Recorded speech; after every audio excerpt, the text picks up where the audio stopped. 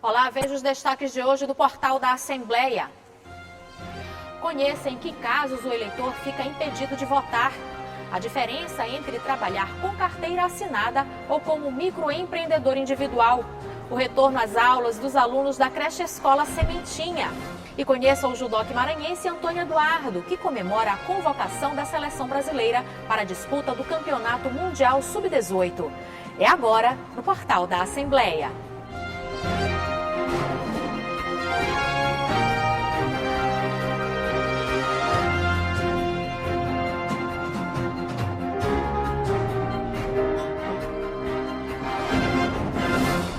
A partir dos 18 anos de idade, todo brasileiro é obrigado a votar. Mas existem situações onde o eleitor fica impedido de exercer a cidadania. A Justiça Eleitoral exige o cumprimento de regras e prazos para garantir a participação dos eleitores no pleito.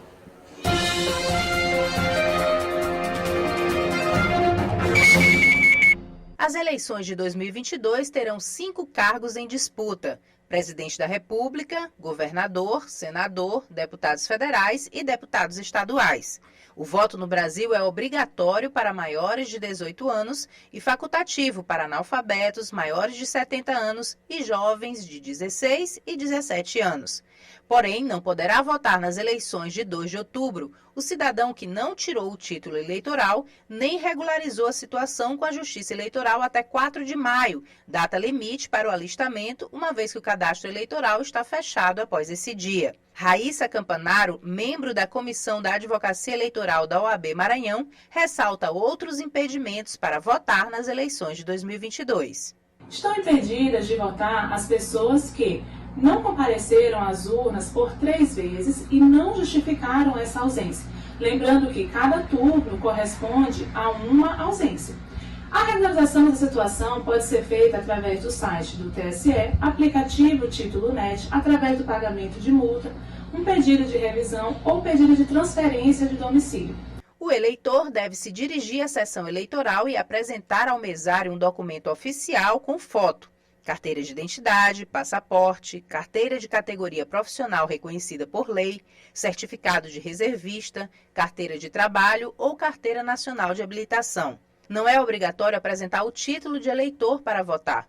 Contudo, a Justiça Eleitoral recomenda ao eleitor levar o título em sua versão digital, o e-título, ou impressa para facilitar a identificação da sessão eleitoral.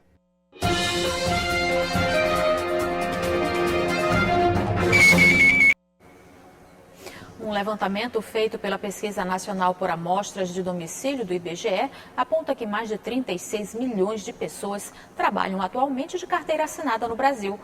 Por outro lado, o boletim do Mapa de Empresas aponta que mais de 69% das empresas são formadas por microempreendedores individuais. Os 2 modelos possuem características e vantagens, de acordo com o interesse de cada trabalhador. Nos dias atuais, uma dúvida recorrente para quem está no mercado de trabalho é: seria melhor trabalhar com carteira assinada ou virar um microempreendedor? Para isso, é preciso conhecer as diferenças entre os 2 modelos. Em 2008, foi criada a categoria de microempreendedor individual, MEI, uma forma de retirar diversos profissionais da ilegalidade e assim formalizar o seu trabalho. Mas muitas empresas, para fugir da carga tributária, acabam transformando seletistas em MEI. Para o presidente da Comissão de Advogados Trabalhistas, isto é um problema. Com essa reforma que aconteceu em 2017 para dinamizar as relações de trabalho, houve uma possibilidade de fazer terceirizações. Só que essa terceirização hoje em dia está sendo um pouco sob o falso manto de uma falsa terceirização, que na verdade são empregados que se transformam em MEI, em microempresários individuais, que abrem mão das suas verbas devidas na Constituição Federal, das suas garantias rescisórias, né, para ser um microempresário individual. Mas que no final das contas, o que está acontecendo? É só mesmo para fraudular aquele contrato que poderia ser de uma outra forma. Assim, após a criação do MEI, passaram a integrar o mercado formal e a receber os benefícios de atuar como microempreendedor individual. Eles passaram a contribuir com a aposentadoria, receber auxílios e a pagar impostos para o governo para se regularizarem, como um trabalhador com carteira assinada. Mas é importante saber que existem bastante diferença entre MEI e CLT. Flexibilidade. O MEI pode escolher ou negociar seus próprios horários. Além disso, as chances de escolher onde quer trabalhar, quando tirar folga ou sair de férias, também tornam esta forma de trabalho bastante atrativa. Já no regime CLT, a jornada é fixa e determinada pelo empregador e geralmente gira em torno de 25 a 44 horas semanais. Pagamentos de imposto. No MEI, todos os meses é preciso pagar um imposto chamado DAS, Documento de Arrecadação do Simples Nacional, que varia de R$ 56 a R$ 61. O trabalhador CLT pode ter até 14% do seu pagamento destinado ao INSS e até 27,5% descontados para o imposto de renda. O advogado esclarece mais sobre os benefícios dos dois regimes de trabalho. O microempresário individual ele tem uma certa diferença de um trabalhador registrado, de carteira assinada, enfim, com todos os registros possíveis. E qual é essa diferença? O microempresário individual, ele não cumpre jornada de trabalho, ele trabalha quando quer, ele não recebe ordens, ele não recebe punição e não recebe salário. Lógico que ele recebe uma remuneração por aquele trabalho que ele está desenvolvendo.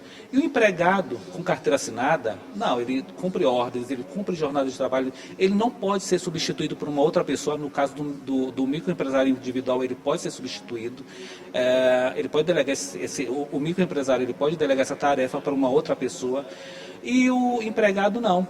Vale a pena ser CLT se o trabalhador prioriza a segurança financeira e benefícios, e não tenha muita habilidade de autogestão ou não queira ter a responsabilidade de cuidar de uma empresa. E vale a pena ser MEI quando as prioridades são liberdade, flexibilidade de horário e lugar, gostar de tomar decisões sobre a sua forma de trabalhar e é organizado, principalmente em relação às finanças. E você vai ver no próximo bloco como foi o retorno às aulas dos alunos da creche Escola Sementinha. E o judoca maranhense Antônio Eduardo comemora a convocação da seleção brasileira para a disputa do Campeonato Mundial Sub-18. Você acompanha logo após o intervalo.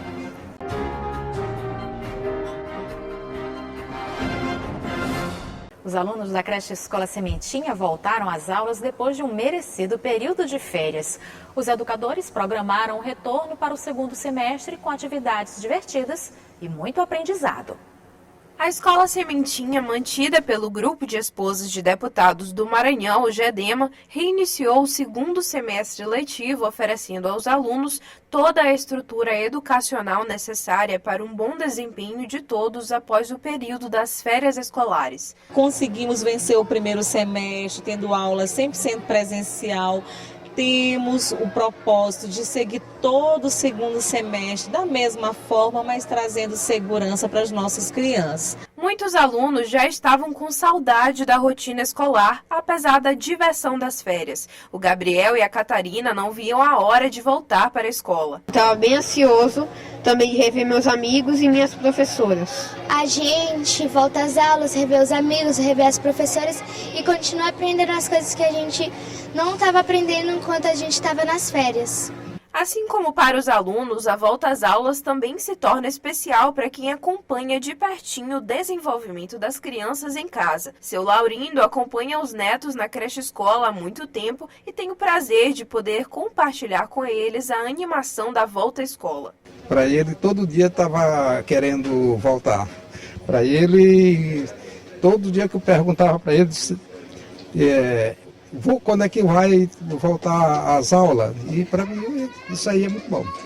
A creche escola está instalada dentro da sede da Assembleia Legislativa e atende aos filhos dos servidores da casa. Atualmente são mais de 200 alunos do maternal até o 4º ano. No segundo semestre, os profissionais da educação preparam para a criançada uma programação cheia de atividades e muito aprendizado. A creche Escola Sementinha está preparada para o segundo semestre. As nossas crianças voltaram cheias de energia, expectativas.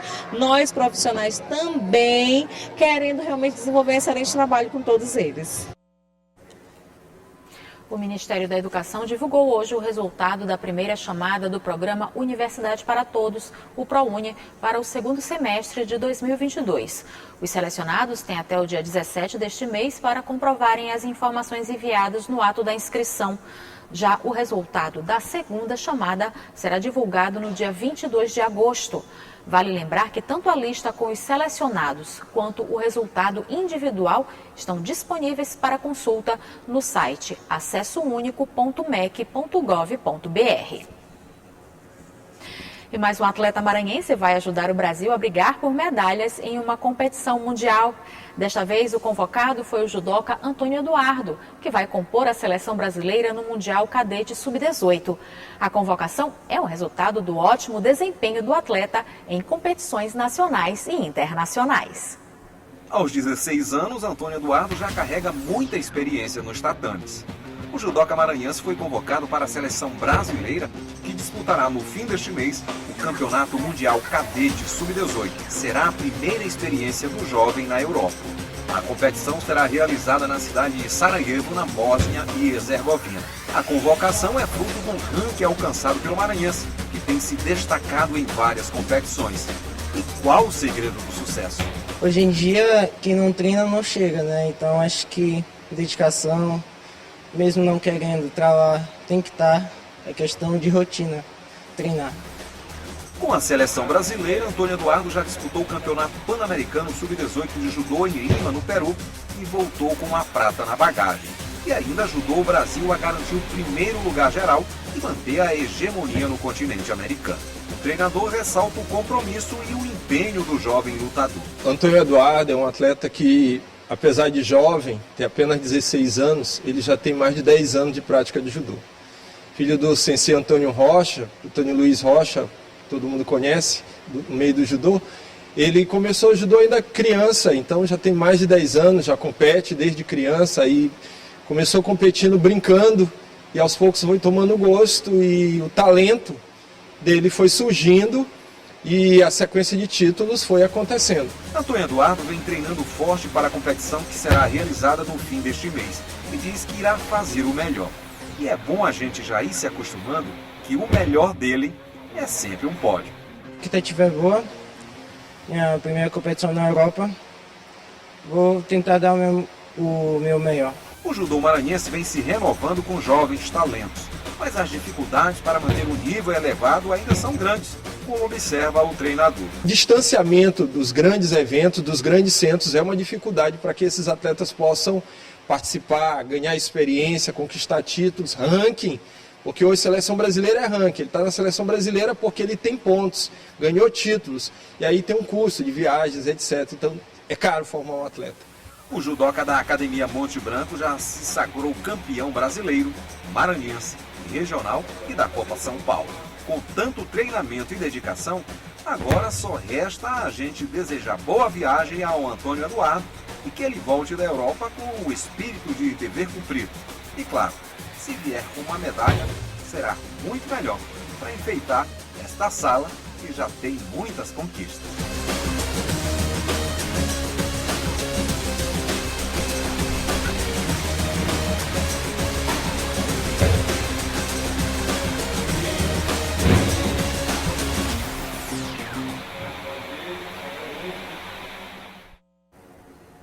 E o portal fica por aqui. Para rever as reportagens de hoje, acesse o site al.ma.leg.br/tv. Uma ótima tarde para você. A gente volta a se encontrar amanhã. Até lá.